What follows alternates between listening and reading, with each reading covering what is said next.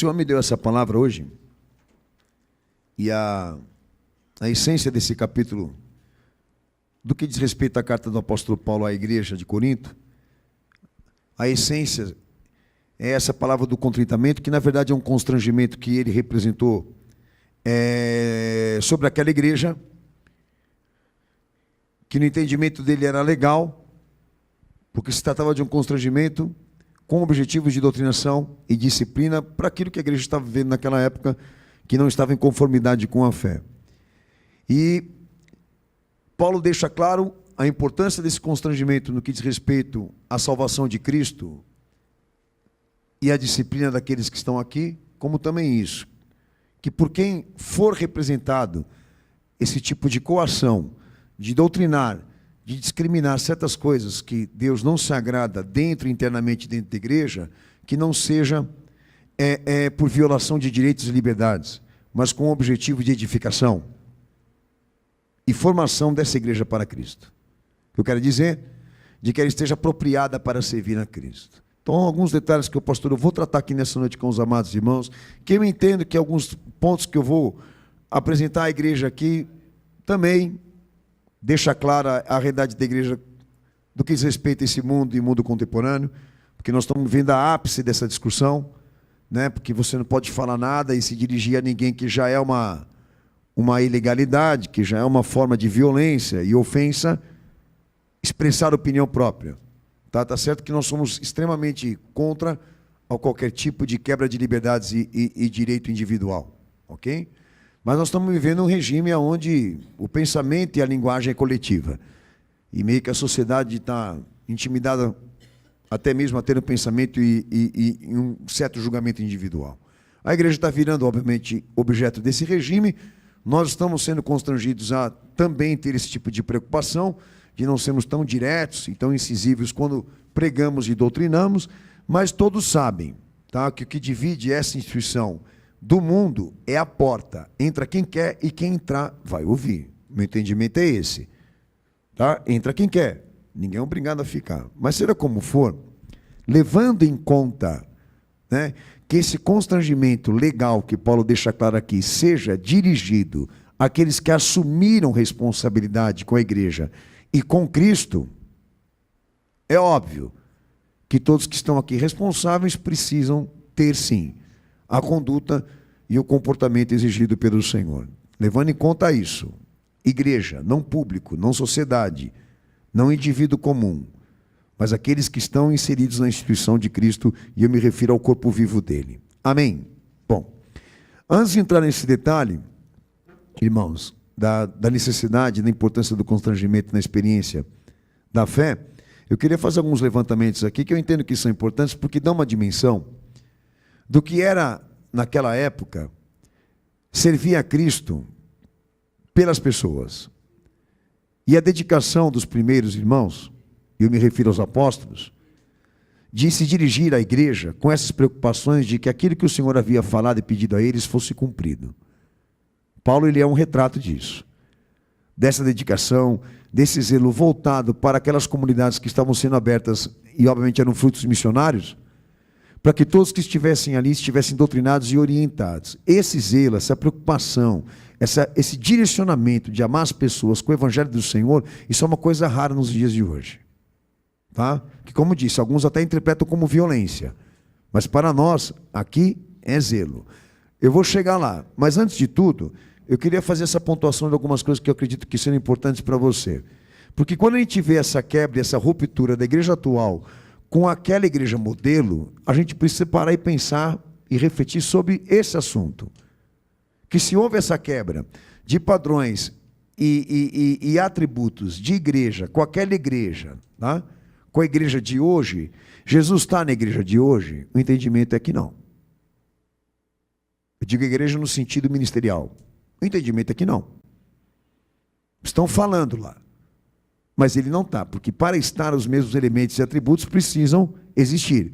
Da primeira igreja. Da igreja que Jesus instituiu e formou e discipulou. Então, eu me preocupo, exatamente com essa agora que nos reunimos, de que esses detalhes que eu vou fazer levantamento aqui, estejam aqui.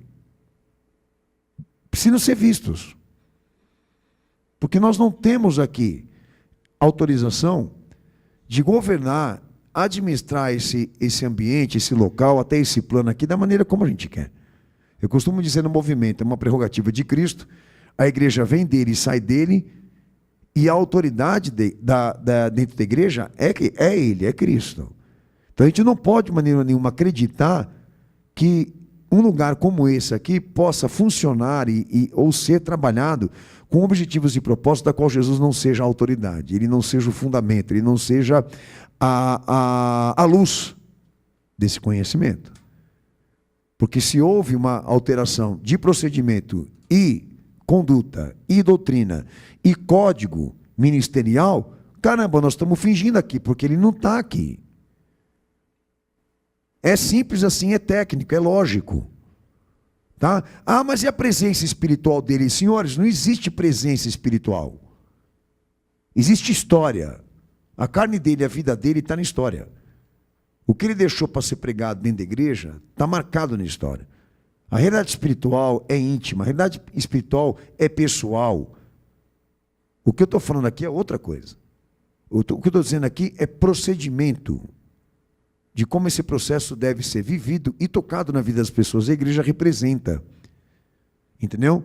Essa administração do que é intelectual, do que é moral, do que é espiritual, que tem que ser passado aqui.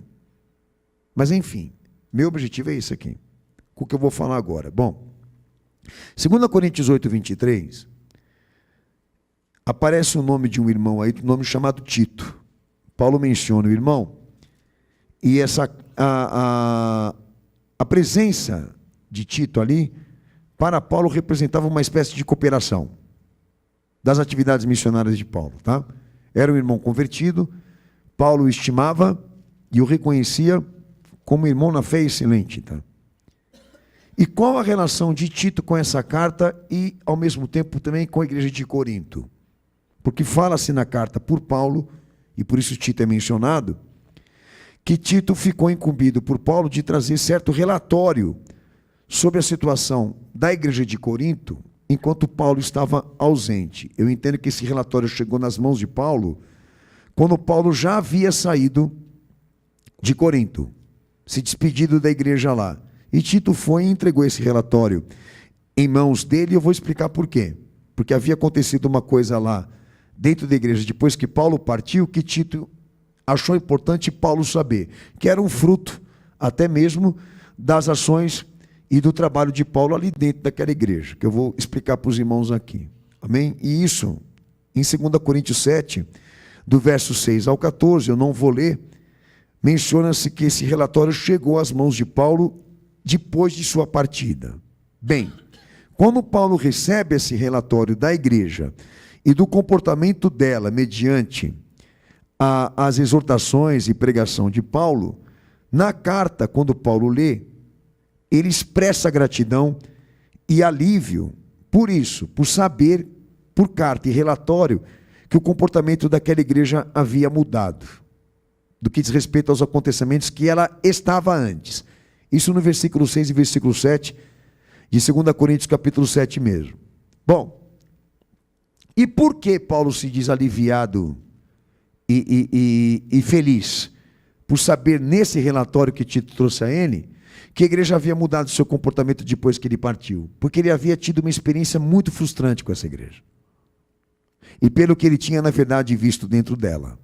Que até tem até uma expressão famosa entre os teólogos, que ele escreveu uma carta de lágrimas. Com lágrimas, né? Que está lá em 2 Coríntios 2, verso 4, vamos ler. Identificando essa crise, tá? Porque em muita tribulação e angústia do coração vos escrevi, com muitas lágrimas, não para que vos entristecesseis, mas para que conhecesseis o amor que abundantemente vos tenho. Então aí já deixa claro o sentimento desse homem, a preocupação dele, o envolvimento dele com os problemas daquela igreja. E a forma como ele, na verdade, atendeu aquela realidade, e mesmo partindo de lá, com essa frustração, com essa decepção, como se ele tivesse pensado da seguinte forma: não valeu para nada, né? Sendo informado por Tito que aquela igreja havia se arrependido e queria reconciliação, e mudou esse comportamento, ele ficou realizado, ele ficou feliz. Aí vem registros no texto de 2 Coríntios 2, versos 5 ao 11, 2 Coríntios capítulo 7, verso 9 e verso 10. Esse registro da maneira como isso foi recebido por ele e ao mesmo tempo também como essa igreja deixou claro que todo o trabalho dele não foi frustrado, teve resultados e esse povo se prontificou em se redimir de cada pontuação ou detalhe que ele havia colocado lá. Então, digamos, foi uma impressão dele, pessoal, de que não tinha valido para nada. Então, digamos que o Senhor ensinou ele, como pode também ensinar nós que estamos aqui. Que a obra quem faz é ele, que quem opera é ele, na medida em que os homens dão liberdade para que isso aconteça. Tá? E a importância desse irmão, de saber que ele estava triste por isso, de fazer esse relatório, ir lá em busca dele e informar isso a ele. Que isso também deixa muito claro o envolvimento de Tito com essa realidade, com a igreja da época, e a maneira como ele cooperava, como ele, na verdade, estava posicionado. O meu entendimento aqui, que até agora aqui, mostra o que é ser cristão. Mostra esse detalhe, na verdade, dessas propriedades de caráter, de conduta ministerial que deve estar aqui entre nós. E não podem ser perdidas. Se forem perdidas, é aquilo que eu falei.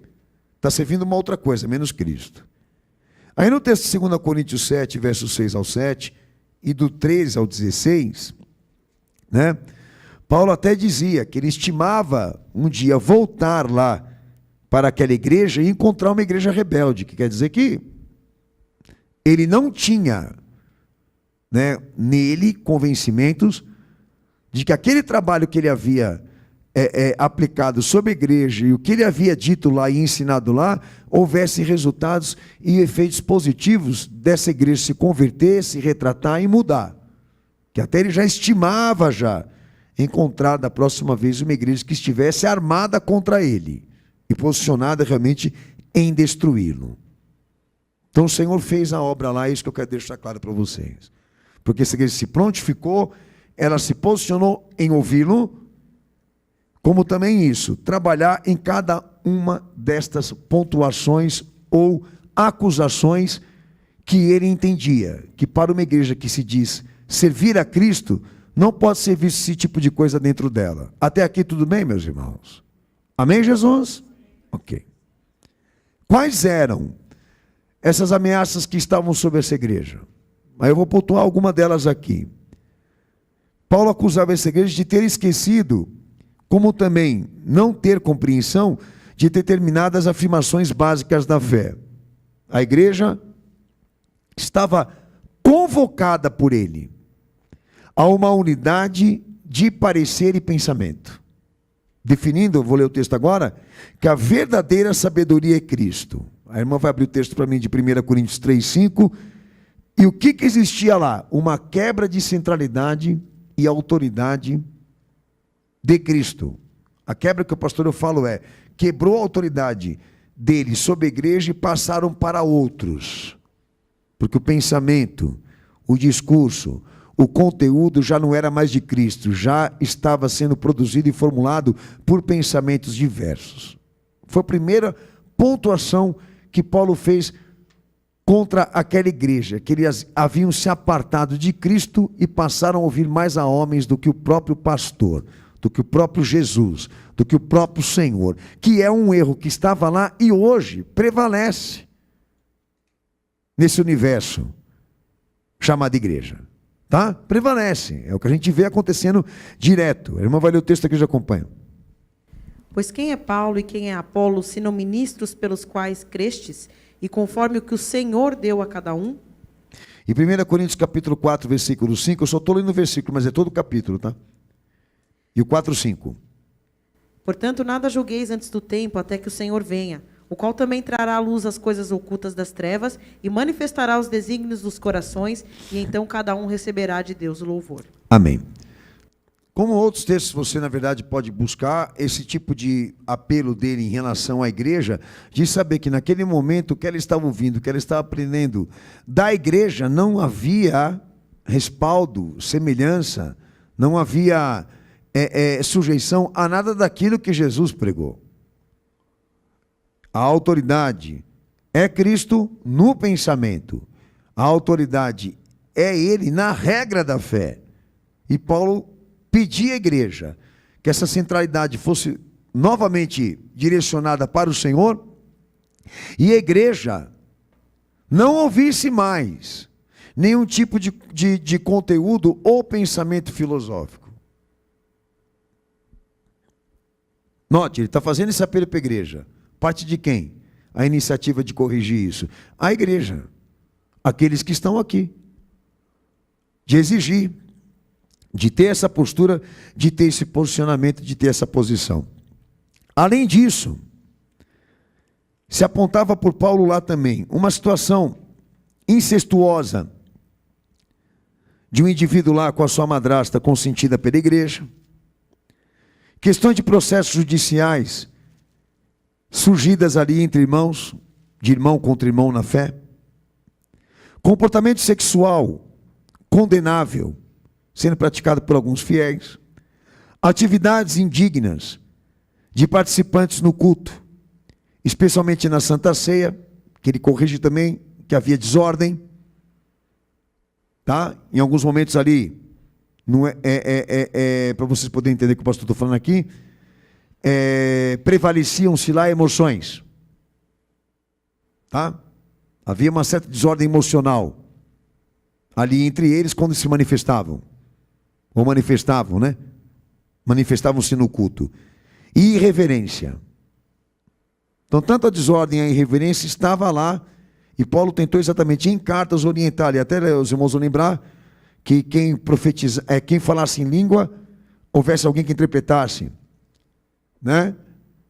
Mas aquele que profetiza é maior do que aquele que fala em línguas. Então você vai entender e compreender que na verdade ele está tentando arrumar lá, era uma desordem geral de culto, como também certas irreverências e comportamentos que haviam lá, que não é meu assunto com você aqui.